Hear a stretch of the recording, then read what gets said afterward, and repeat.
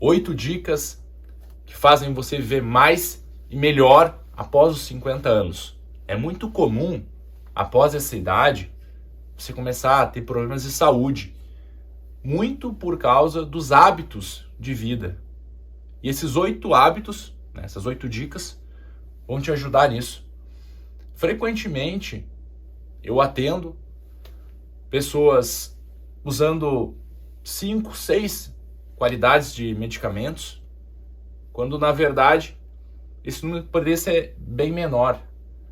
Essas dicas ajudam a reduzir o risco de pressão alta, risco de diabetes e melhoram a sua saúde. Então preste atenção, porque isso pode fazer toda a diferença na sua vida. Só vou te pedir para curtir esse vídeo, vou fazer uma meta de 8.000 likes, 1.000 likes para cada dica, que aumentam a expectativa de vida.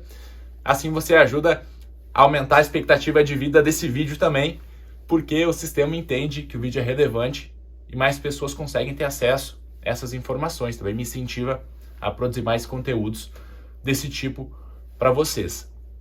Vamos lá então, são 8 dicas. A primeira dica: consumo de frutas com baixo índice glicêmico. Ah, mas as frutas não têm frutose? A frutose não é prejudicial? Não, a frutose não prejudica o seu corpo. O que prejudica é o excesso de frutose. E se você escolher as frutas com baixo índice glicêmico, o que é isso? Você come, o seu corpo vai fazer a digestão. Quanto que aquela fruta aumenta o seu açúcar no sangue? Você deve ter a preferência por frutas que não aumentam tanto, então com baixo índice glicêmico. Vou dar um exemplo aqui, vou falar um pouco sobre essa fruta que eu gosto muito, que é a maçã. Maçã com casca, tá bom? Lembrando isso.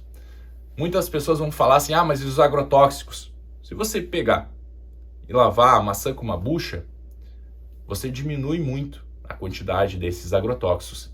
Se você não puder, claro, comprar uma maçã orgânica. Muitas pessoas não têm acesso, ou porque moram numa cidade pequena, ou porque são alimentos mais caros, mas essa é uma dica rápida que também ajuda. Mas quais os benefícios? A maçã é estudada e nós sabemos que ela pode melhorar a gordura no sangue, o colesterol, porque ela tem pectina, que é uma fibra solúvel. Pode melhorar a saúde do coração, por exemplo, então diminuindo o risco de ter um infarto, porque melhora o perfil lipídico. A maçã também tem um potente antioxidante chamado de quercetina. Qual é a função dos antioxidantes? Os antioxidantes ajudam na prevenção de várias doenças, como o câncer. Não estou falando que a maçã serve para tratar o câncer, não é isso. Mas pode ajudar a prevenir o câncer, pode ajudar na prevenção, porque os antioxidantes protegem as nossas células de mutações. Então, mais um ponto para a maçã. A maçã também tem potássio, pode ajudar a regular a pressão arterial, então quem tem pressão alta, a maçã também é um bom alimento, rica em fibras, também de maneira comprovada melhoram o trânsito intestinal, diminuindo inclusive o risco de câncer coloretal, mais um ponto para a maçã, além de várias vitaminas, como vitamina B1, B2, vitamina C. A maçã é rica em vários nutrientes, por isso tem até uma frase que diz: coma uma maçã por dia e mantenha os médicos longe, porque é um alimento muito saudável. A maçã também tem uma baixa carga glicêmica. O que significa isso? Uma concentração de açúcares baixa, que também ajuda o seu metabolismo. Quais outras frutas que têm um baixo índice glicêmico e uma baixa carga glicêmica? Cereja, é que eu estou falando de cereja in natura, não é cereja em calda não.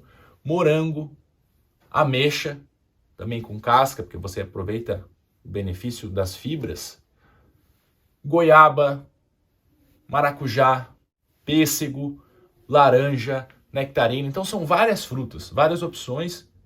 Você pode escolher aquela que você gostar mais, porque essas frutas têm um benefício, um grande benefício para a saúde. Número 2, consumo de café. Isso mesmo, café. Café é benéfico para a saúde. Teve um estudo que comparou pessoas que tomavam café e pessoas que não tomavam. E foi visto que essas pessoas que tomavam tinham um risco 33% menor de desenvolver diabetes tipo 2. O café também tem outros benefícios, como diminuir a chance de você ter um infarto, um derrame. Isso mesmo, café pode diminuir o risco cardiovascular, diminui o risco de Alzheimer, de depressão. Então, café é benéfico para a sua saúde. E esses estudos, qual é a dose do café? O que é muito importante, tá? Não é só tomar, sair tomando café e achar que está tudo certo. Até 3 xícaras de 200 ml por dia. Então, 600 ml de café é uma dose bem boa, né? Bem considerável. Se for café expresso, até 3 doses de 30 a 50 ml. Vai depender, né, da dose do café expresso. Por quê? Cada xícara de café de 200 ml tem, em média, 100 mg de cafeína. E é o equivalente a uma dose de expresso, que também vai ter essa mesma dose de 100 mg de cafeína. Então, tem esses benefícios. Claro, o café tem algumas contraindicações. Tem pessoas que não podem tomar café, né? Estou falando em geral aqui, né? No geral. Mas, por exemplo, quem tem refluxo, café pode piorar o refluxo? Pode. Gastrite, também pode piorar a gastrite. E outras situações pontuais, né? Tem pessoas que relatam que o café piora a ansiedade, pode desencadear crise de ansiedade. Então, aí você não vai utilizar café. Mas eu gosto muito de tomar café, claro, café sem açúcar. Se você gosta, escreve aqui para mim o que você mais gosta, de tomar café coado, café expresso. Eu gosto de café expresso, sou um fã do café, mas ele realmente tem vários benefícios para a saúde e pode diminuir, inclusive, o risco de morte por todas as causas, que é muito significativo, né? Realmente, o café é um ótimo alimento. Número 3, consumo de peixes. E aqui eu vou colocar, né, os peixes ricos em ômega 3, que são estudados também para prevenção de doenças cardiovasculares, como atum, sardinha, salmão, mas não somente eles, porque muitas pessoas falam, eu não tenho acesso, não consigo comprar salmão, por exemplo. Pode ser outro tipo de peixe? Pode, porque o peixe é rico em proteína, que é fundamental para a sua saúde, para melhorar a imunidade, para a massa muscular, para os músculos. Então é importante, o consumo de peixes é benéfico para a saúde. Então foque no consumo de peixes. O peixe que você tiver acesso vai fazer bem para a sua saúde, para o seu corpo também. Número 4, e essa dica aqui é muito interessante, porque depois dos 50 anos, a frequência que as pessoas utilizam medicamentos para dormir é muito alta. Então, não utilize remédios para dormir, a menos que o seu médico indique fortemente. Eu não estou falando para você não seguir as recomendações médicas, então se ele indicou, né, porque ele acha que no seu caso vale a pena. Mas, de um modo geral, esses remédios para dormir aumentam o risco de quedas, aumentam o risco de você ter uma fratura de fêmur, por exemplo. Uma fratura de fêmur, em determinadas situações, acaba diminuindo a expectativa de vida. Então, não utilize remédios para dormir, a menos que tenha uma indicação forte do médico. Número 5, consumo de cacau. Olha só que maravilha. Quando que você imaginou que eu ia falar aqui do chocolate amargo?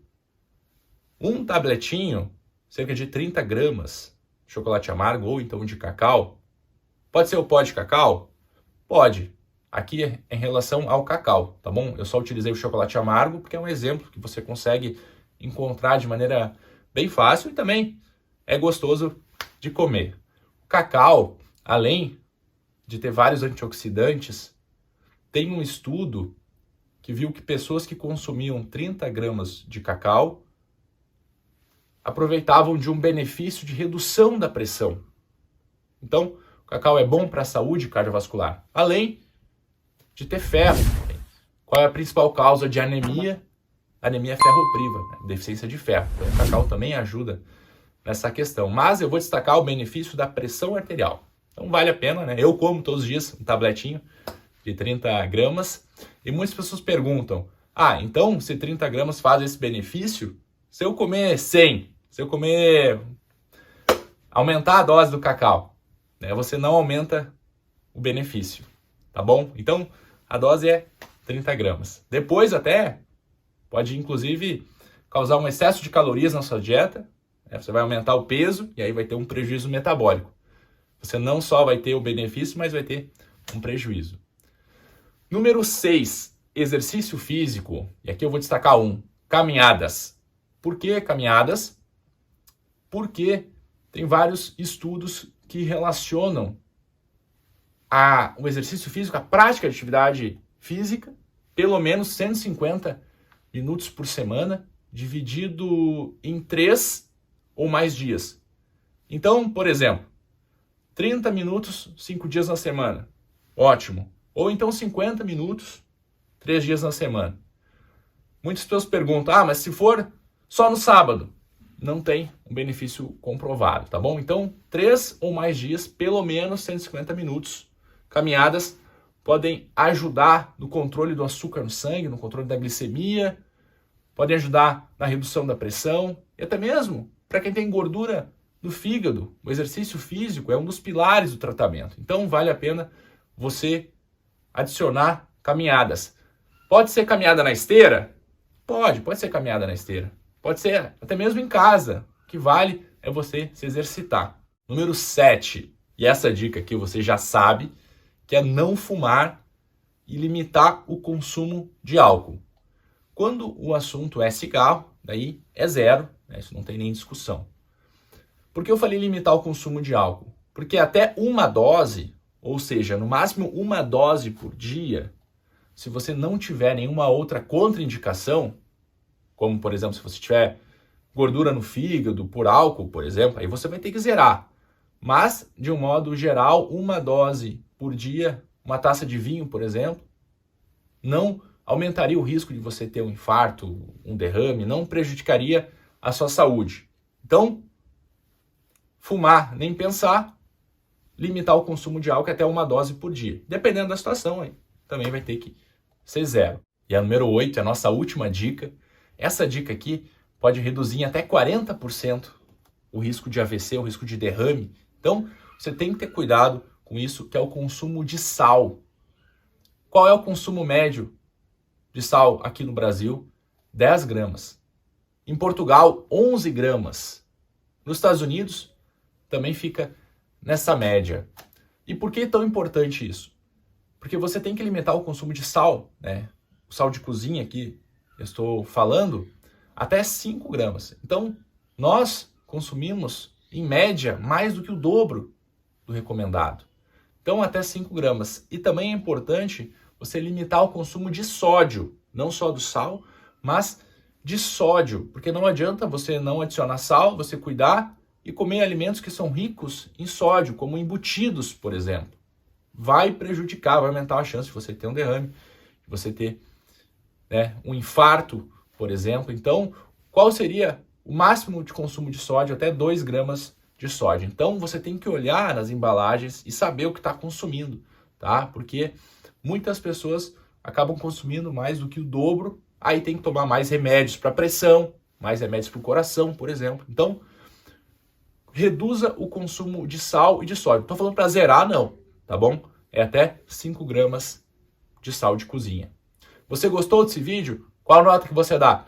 De 0 a 10. Se for 10, eu faço mais vídeos como esse. Se você quiser acompanhar os vídeos aqui no canal, não se esqueça de se inscrever. Eu te convido para ver os vídeos novos e também ativar o sininho de notificações. Para sempre que eu postar, o YouTube vai te avisar, vai te mandar uma notificação. Se você já for inscrito, veja se o sininho está ativado para você conseguir acompanhar. Agora eu vou deixar uma sugestão. É um vídeo que eu falei sobre a caminhada.